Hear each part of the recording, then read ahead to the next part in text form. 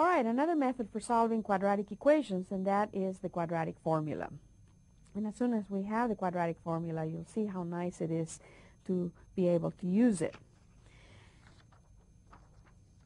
If we have a quadratic equation in standard form, you know that it's going to be an equation of the form ax squared plus bx plus c. A cannot be equal to 0, and when we have this situation, we have the standard form of the quadratic equation. Well, if we use the method of completing the square on this equation right here with a's, b's, and c's, what we would produce then is a formula for finding the solution for x. So the solutions for this particular equation are found by using the formula as follows. The solutions then will be x equals a minus b plus or minus the square root of a. Okay? It's a little involved, but not very difficult to follow completing the square on this equation right here to develop this. However, we won't do this in this part of the video. You can follow that in your books. What we're interested in doing, however, is in applying this formula. There's several things that you should notice about this. First of all, notice that there is a negative right here in front of the b. The next thing to notice is that the quantity b squared minus 4ac, all of that is within that square root times a. Okay?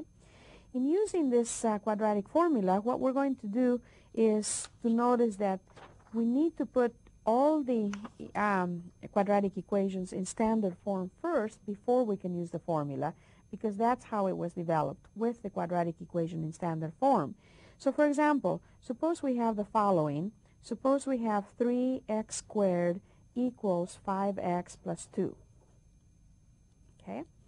Now, notice that it has to be in standard form, and the standard form is when one side is equal to 0. It doesn't matter what side you put all the terms in. The important thing is that one side, negative 5x to both sides, and negative 2 to both sides to end up with 0. In using the quadratic formula, you have to be really careful. Numbers a, b, and c are. Notice that for the formula that we developed, a is the coefficient of the square term, b is the coefficient of the linear term. Well, in this particular case, 3 is going to be the coefficient of the square term. That's the a. So a equals 3. B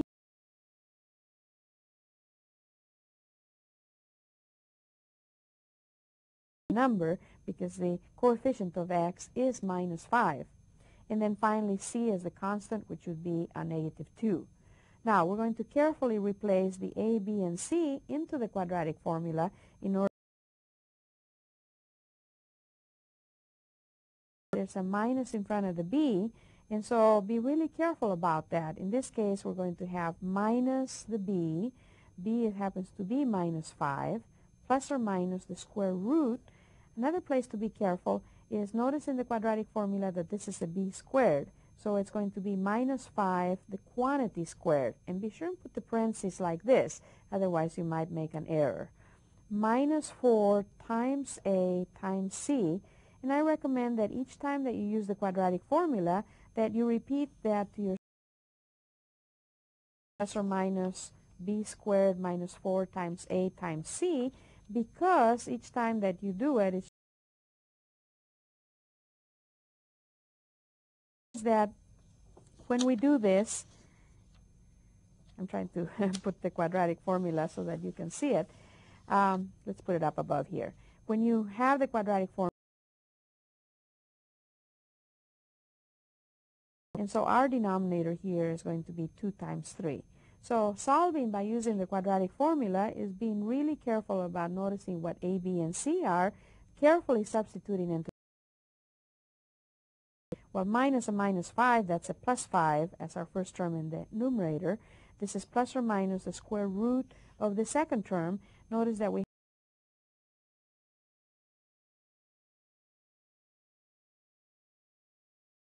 a negative times a negative is a positive, so I am going to have a positive there.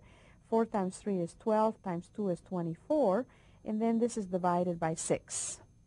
Okay?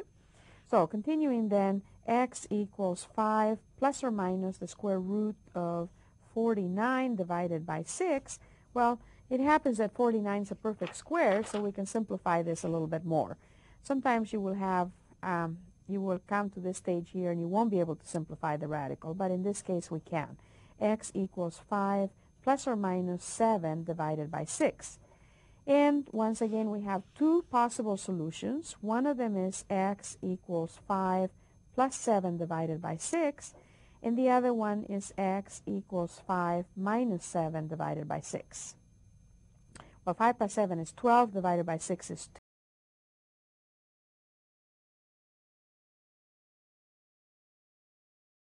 Negative 2 over 6, which is the same thing as 1/3. So x equals 2 or x equals a negative 1/3. A negative 1/3, by the way. There's a negative there. Okay? So there are a couple of important steps.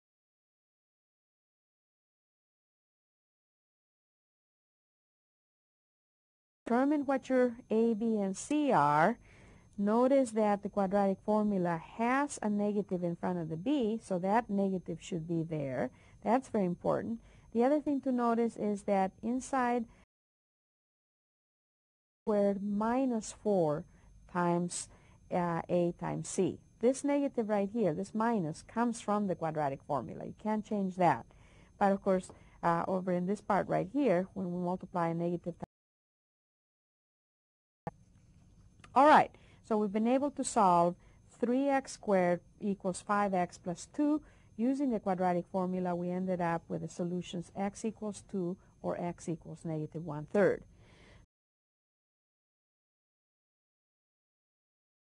Equations.